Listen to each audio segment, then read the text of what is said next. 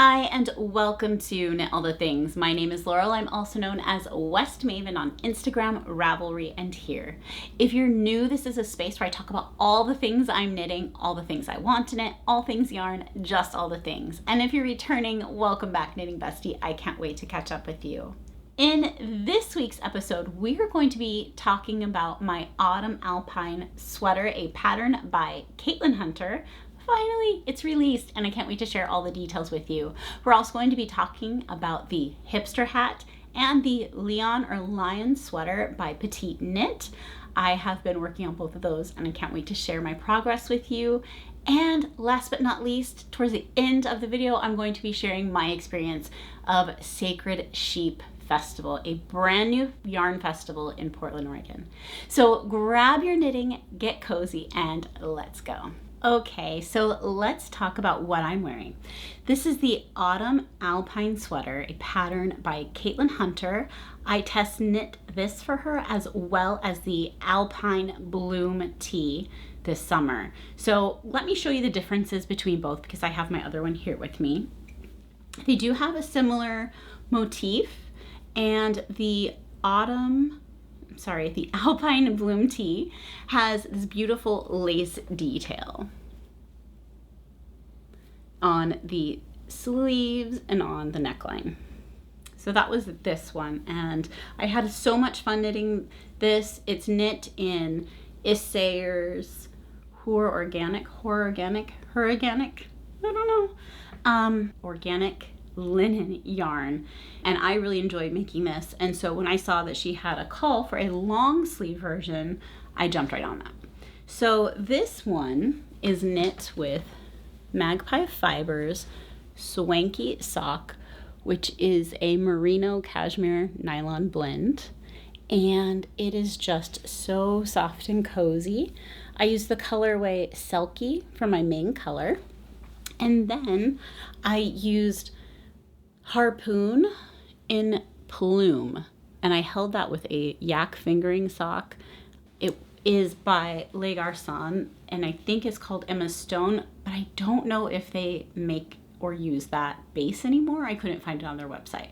So I absolutely loved making this sweater. I did make a teeny tiny mistake, which I'll share with you, but it has these really great details. So I've never seen like a cuff like this, and I really love how there's little almost like pearl bumps in the other color, and I really just enjoy this little detail, a different type of ribbing, and it's also on the collar and on the hem.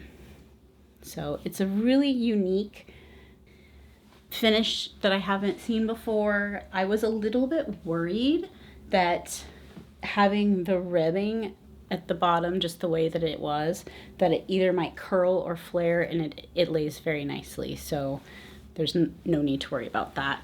Here's where I made my mistake. On the collar and the cuff, there's these like little dots like I was saying, but they're like in a row. And on the collar, I accidentally, like instead of doing a main color, I did a contrast. It's not that big of a deal. I know it's there. I don't know if anyone else would notice, but I do. So of course I have to point it out to you. This is knit top down. You do some short rows in the back, and then you start your color work chart. And it's very simple. It's not, since it's kind of one motif, it's not like you have to really keep your place in the chart so much as just look at your knitting and see where you're at, which I really always enjoy. The sleeves are knit straight. There's no decreases until the cuff, and then you do a quick decrease, and then you finish the cuff out.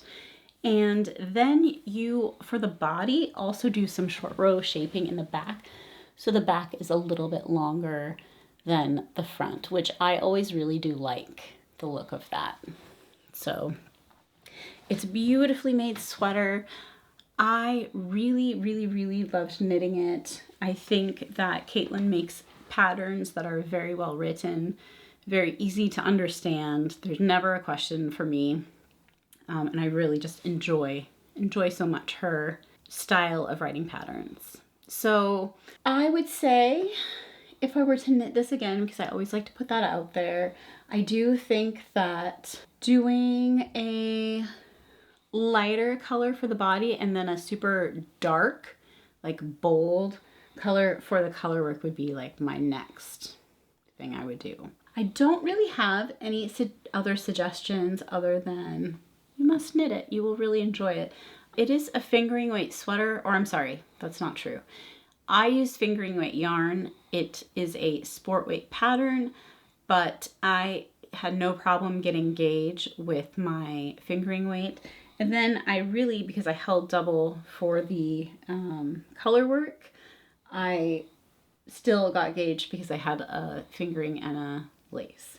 So I really highly recommend this. It really was a joy to knit. Yeah, and I think you should go knit one too, and then we could be twins. Besides this sweater, I did actually finish my cardigan, or the knitting part of it. I am on a button issue.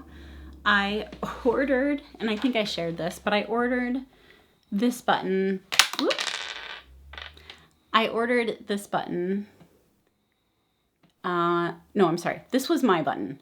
And I was hoping I could find one on Etsy or eBay or something. And I actually did. I found a lighter colored one. But I was like, oh, this is okay. I'm fine with it being different. If I can find 4 that are the same. So then I thought, wow, I really scored. I found 2 more from another seller. And it was one of those things when I opened up the package, I was like, oh, I never thought about this. They're nowhere near the same size at all. This button is so huge. It is like so big. And I thought it was so comical because I was like, oh, starting over. So I'm starting over on my button journey. I looked all over when I was at Sacred Sheep and I did not find buttons because that was one of the things I thought I would look for. But I did not have any luck at all with buttons there. But again, we'll get into all of that towards the end. And I will share more of this. I haven't blocked it or anything yet, so I would like to block it, and we'll talk about that next episode. My next finished object is the Hipster Hat. I shared that I've made, I think, 3 or 4 of these already. I really like this hat pattern. And this is Plymouth Yarn in their superwash merino worsted weight. And this is for my cousin's son. And it has a tubular cast on. And it's very simple and straightforward. I think it gives it a really nice look. And then the top of the hat has just a nice little kind of X on the top. I made this so quickly that I did end up casting on a second one. The same yarn, the Plymouth Yarn, superwash worsted weight, and this is their darkest blue. I will pop on the screen the color number because they do numbers. I know this one's 99. I just don't remember this one. So I will share that with you. But again, I just love this tubular cast on, and I think it looks so nice when it's finished. And so that's kind of been my like grab something to work on with no thought lately. And I've really been enjoying working on this as well. And just as a quick reminder, we do have a hat knit along going on, and the hashtag is KATTHATKAL23. So cat hat, cat with 2 T's and a K. That's too confusing. Knit all the things, shortened, KATT, hat cal 23. You can join on Ravelry. You can just tag me and use the hashtag on Instagram. Very casual. I'm going to run this through the end of the year, and then at the beginning of the year we'll do prizes and things. So thanks for knitting along with me. It's just kind of to be fun and encourage each other. I know there's a lot of hats that I have kind of planned towards the end of the year, so it's just something for us to do together. And I also really appreciated seeing everyone's hat patterns that they chose And again, you can choose any pattern, you can use any yarn. There's no like big rules on that. Just make a hat, post it. It's fun. All right, so one of my new projects that I've been spending a lot of time on is Petite Knit's Lyon or Lyon sweater. This has such an interesting construction, and I'll pop a picture in. I was trying to do this sort of color blocking effect, just for something different. In her pattern, it shows a lot of smaller stripes and like one contrasting color and a main color. And my son picked these colors for his sweater, and he wanted these 3 colors, and then I added this, which just happens to be leftover. So I am really liking how this is turning out. And so the construction of the sweater, you cast on your back panel, and then you pick up stitches for your front shoulders, and then you cast on some stitches and you start knitting in the round. And so this is all knit in the round, and for the green stripe, because it is knit in the round, I did like kind of a, I would say a faux intarsia. I basically just, because it was only 2 rows, I just kind of did 1 line of that color and then picked up for my purple for my sleeve, and then did that a second time for the back. So, or for the front, however, whichever way I was knitting it. But I really like the effect. I like how it turned out. And so for the rest of these this other area of stripes, it's going to be in the round and it won't matter. But this, I don't know. I really, really love how this turned out. And this is such a fun construction for a sweater, something brand new for me. The other thing I might change on this sweater is the neckline. I don't think I'm gonna do the folded neckline. I think I'm just gonna do like a 2x1 ribbed neckline, or a 2x2. So I'm not sure yet what's happening there, but I think I'm gonna do it a little bit different. We'll see. But I really love how this is turning out. It's such a crazy construction. Oh yeah, so in order to knit in the round, once you start to knit in the round, you actually pick up along this edge and add stitches. It's like crazy different. So I'm liking how this is turning out.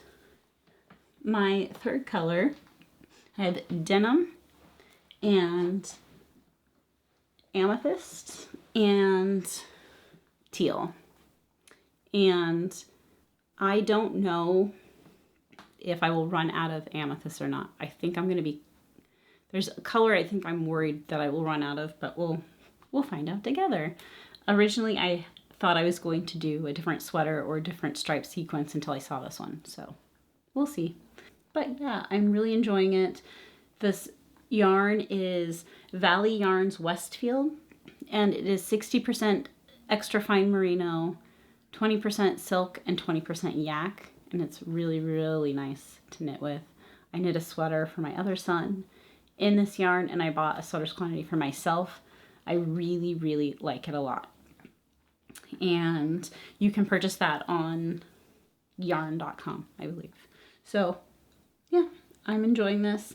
It's just something different. It's taken a little brain power to figure out like the stripe and stuff. Not a ton, but I just was like, oh, I hadn't really thought of in the middle of in the round changing colors, but it worked out. I do think that I may finish knitting this purple stripe and then do some of the sleeve just to make sure I don't need to order some purple before I get too far and then have to wait for it to finish the sweater. So that is kind of my current plan.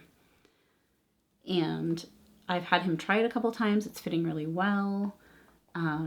Yeah, and she also has an adult version, and I'm now considering making it for myself because I've really enjoyed a different sort of pattern. For some of you that have been here for a while, you may recognize this sweater. I have worked on it a little bit. I've been trying to put some time into it because I would like to finish it soon. But it is my Ferda Genser sweater. And this is a pattern by Anna and Heidi Pickles. And I used my 2021 advent for this. And it was a sweet nesting advent. I saw on Instagram she had a few left for this year. So if you're interested, I guess go over there and message her. But I really, really enjoyed the idea of this sweater. The execution has been less fun. Right now, I'm kind of going between each sleeve so I can make sure that I'm getting the right yarn combination, because in the bottom of this bag, I just have a ton of tiny balls of yarn and they all kind of look the same. So it's really hard to guess like what pink, because there's like 9 pinks I'm on next. So once I finally find my little tiny ball of yarn, I then just do both sleeves because you knit 2 colors at the same time. So I think I'm gonna add a little bit to the body and then finish out the sleeves. Obviously, in the past had talked about the cuffs and the hem, and I'm really strongly leaning towards using this skein, which was the full skein of the advent. So we'll see how it goes. I'm kind of just playing it by ear, and hopefully my goal right now is just to get it done as soon as possible, but hopefully before the end of the year, because I believe I started it like at the beginning of this year, and it would be really nice to finish all of my projects, or the majority of them that I started, especially in the earlier half of the year, have everything done by the end of the year and start with a clean slate for 2024. Can't believe that's just around the corner. So also keep in mind that I am podcasting a little bit late, and so I feel like next week will also be a lot of knitting content, but I didn't want to cram it all into this one episode because there are a couple of things that I wanted to cover. Mainly, I had received the Knitting for Olive book. I purchased this myself on Amazon, and I wanted to talk about it a little. I know that a lot of people have gotten this book, and I do think it's really, really nice. The beginning, probably, I don't know, 40 or 50 pages is like their story on how Knitting for Olive, the yarn brand came to be. And I found that super interesting. They also talk about how they source their wool and they source their silk and all of those processes, and I thought that was really cool to see. They have several sweaters and a couple of hats, and I think a scarf and a collar. They have a lot of like accessories that are really cute. I thought this sweater was really pretty. And of course the front one is really cute. I don't think that this particular book of patterns is all size inclusive. I think they have some size inclusive patterns and some that are not. And that I found interesting, that the sizing did not flow between all of the items. And this is some of them, because they have positive ease, they just kind of did like 4 sizes instead of more than that. But the items are very cute. Of course, everything's knit in their yarn. So if you're a big fan of their yarn, it will be very simple if you want to shop various patterns for them. But I really, really thought a couple of them were really cute. I liked this vest a lot. I thought it was really, really nice.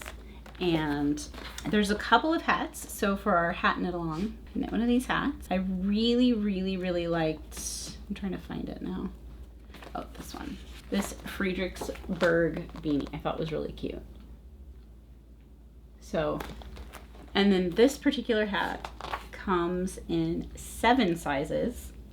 So I just found the sizes to be oddly, not a lot of consistency, personally. But I do think the patterns are really pretty. I think some of them are like big and dramatic and a little less approachable. Some of them are like super approachable. I really thought this was a pretty sweater. But I thought it was really interesting. It's interesting to hear their story. I do really think that they care about their like footprint on this planet, which is pretty obvious through their yarn choices and how they choose different materials, especially like they went through the silk, and how they use their silk for their mohair is really interesting, because I did not know the process of anything related to silk.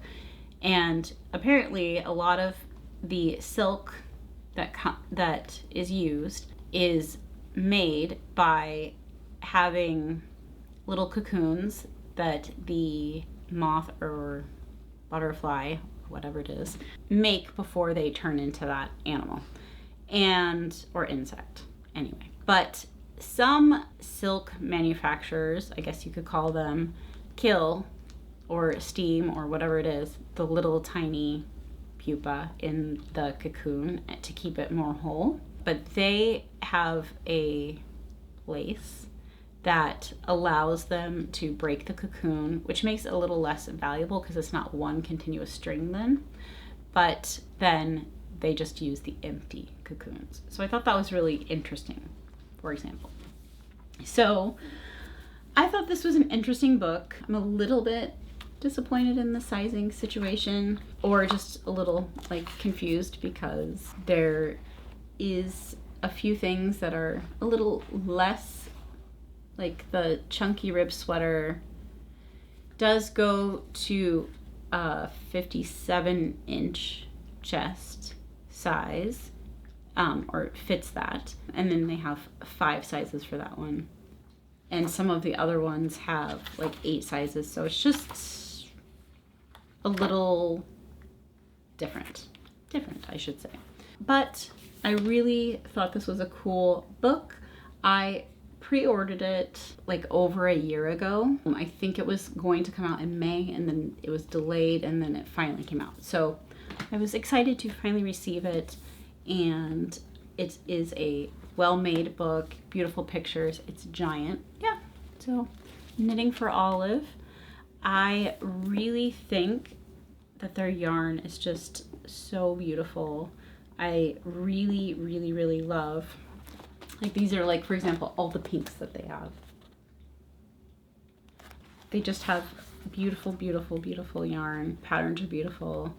I really do love that they are trying to be responsible in their yarn production. So go get the book. Okay, so I attended Portland's first ever Sacred Sheep Festival, and it was so cool. So when I got there, which was around 12:30, and it started at 12 noon, it took me from waiting in line, which was all the way around the building, to getting into like the food cart space, because they were metering how many people could be in the actual marketplace at a time. So that whole process to get into the marketplace took me about an hour, but to get into like the food carts and everything took about 30 minutes. So the line wasn't too bad. I never really mind waiting. I would rather wait than be like in an unmanageable crowd situation. So that was fine. And then I really liked that you could go into like the food cart / sit and knit area first, and there was like meet and greets and everything out there. I thought that was nice because I could grab a cup of coffee or tea and just hang out for a minute and that was really nice. And I actually got to meet some of my knitting besties, which was probably the highlight of my day. And just like hang for a second, because when I was in line, I had like a panic attack, a mild panic attack. I had been drinking tea and I had taken a sip and it kind of went down the wrong tube or whatever. That's what I say. And I got like a little tickle in my throat that I was like trying to hold in because I didn't want to cough in a line of people, which actually only made it like 9,000 times worse. So what ended up happening is I ended up having this like coughing fit because I just couldn't like get it, like the tickle of my throat and everything to like just calm down. And the entire time I was stressed because I was worried that everyone in line probably hated me and like all these things. So it took me a minute because I was like, by the time the coughing fit had stopped and everything, I was like drenched in sweat. And I almost just thought, I'm going home. I can't. This is too much. Again, this has nothing to do with the festival. This is just my own personal meltdown. Anyway, so waited in line, got in, got some tea, and then met some of my knitting besties.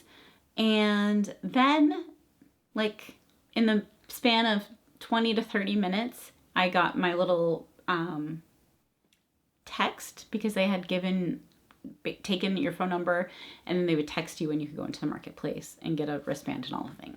So that was great. Like, I thought that was fine. Did not bother me at all.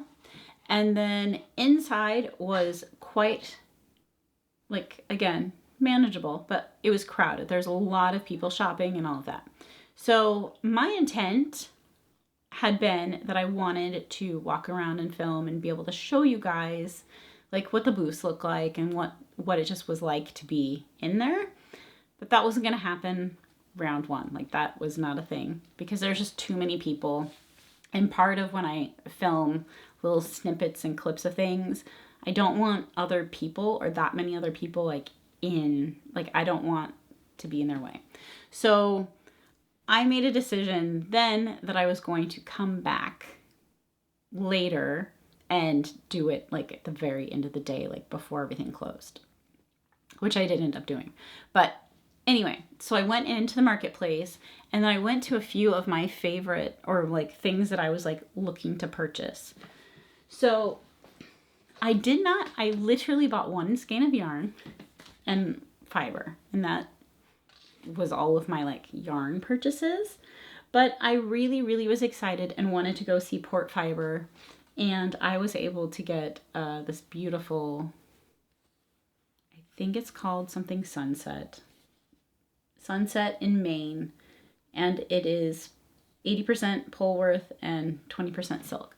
But I just thought it was like the funnest color, and I really wanted something from them. And at first, when I had talked to them, I was like, do you like have something for more of a beginner or a total beginner?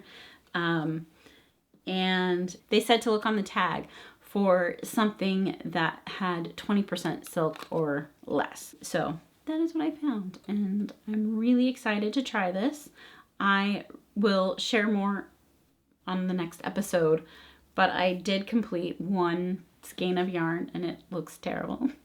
Like, it really does. It's sad, but I'm learning, and that's all you can do.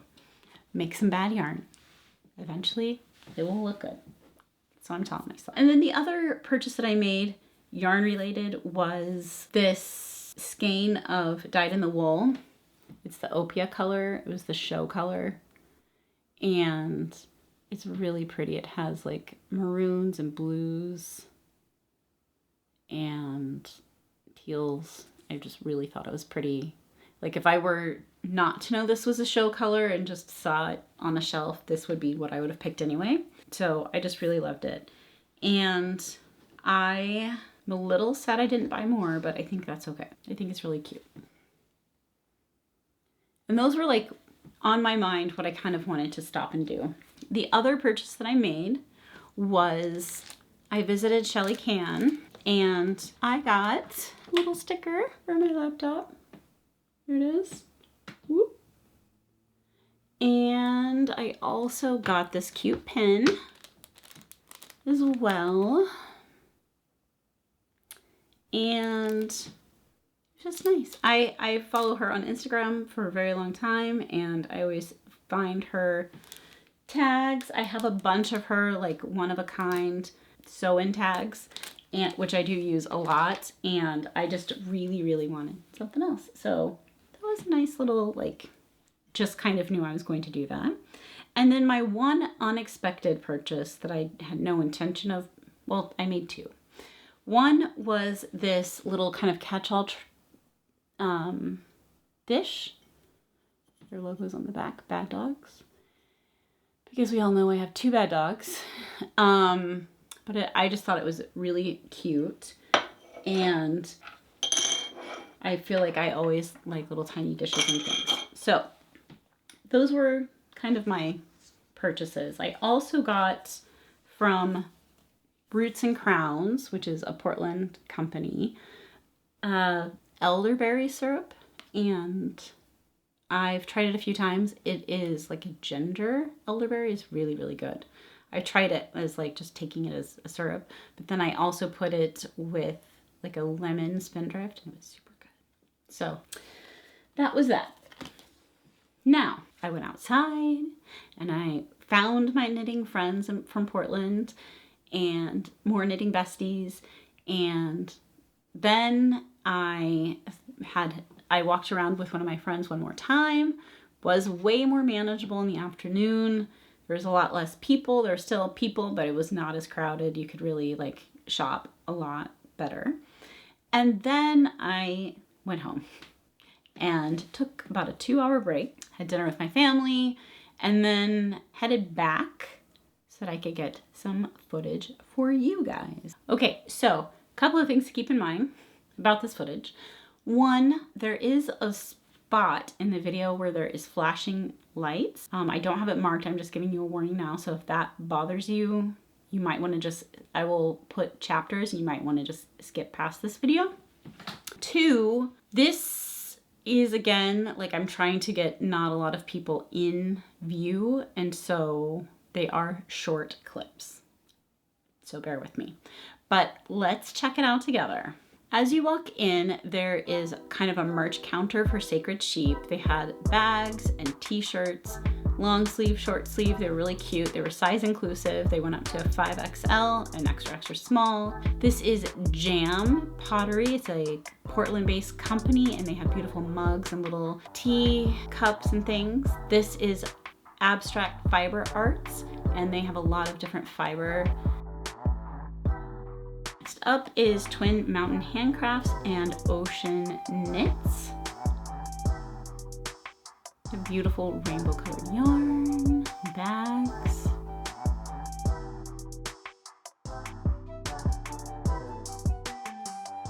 And then she made this gorgeous sweater. This is Kindred Red. She has brightly colored yarn. She made this color block hat for Pom Pom magazine and also this jacket. And I just have always admired this jacket. I thought it's so cool. It's actually double knit and it's lined with like a boucle yarn. And she just has really fun colors.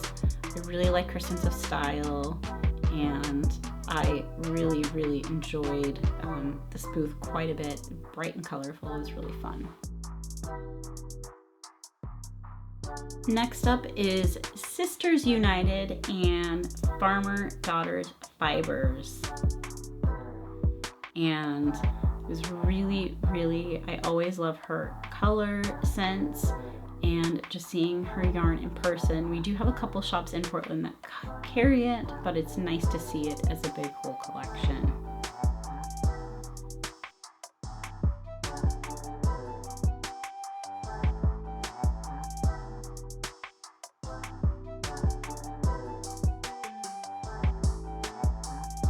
Next up is Ritual Dyes booth, as well as Magpie Fibers. And again, keep in mind this is the end of the day, and so there is definitely some limited stock. This is a sweater that's going to be in the upcoming zine.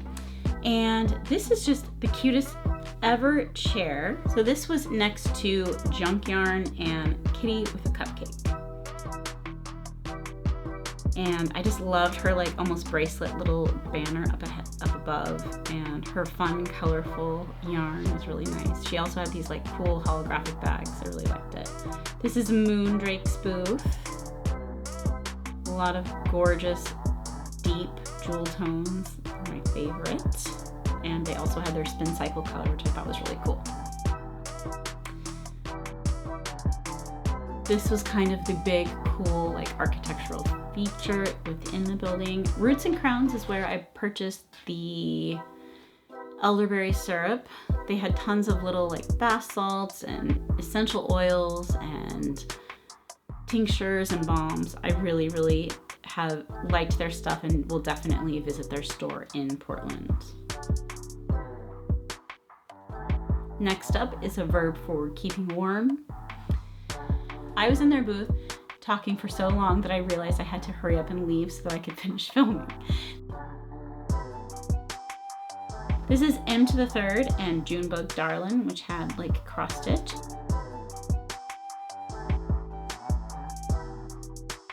And then we have Nano Stitch Lab, and they had some really cool mohair, and I just really liked their colors. We have Birdie Parker's jewelry and shawl cuffs and necklaces, and just a really, really fun booth. I have a few of her things, and I just always really was checking out those shawl pins or shawl cuffs. This is San Juan Woolworks and North Star Farms. They had fleece and roving and all kinds of things. This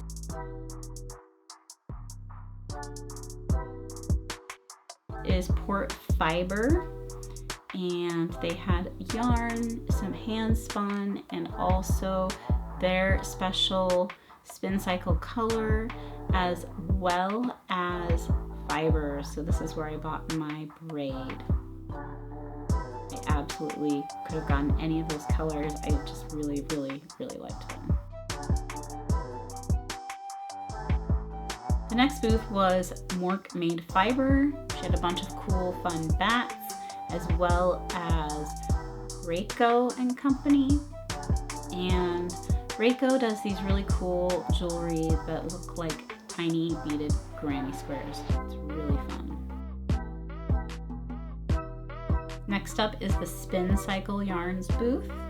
They had their yarn. They also, I believe, had some of their maybe Moondrake collab. They had Nocturne, which I really liked as well, and then their show color.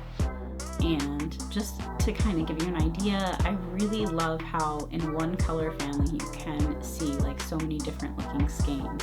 So seeing them up close in person is really kind of a treat.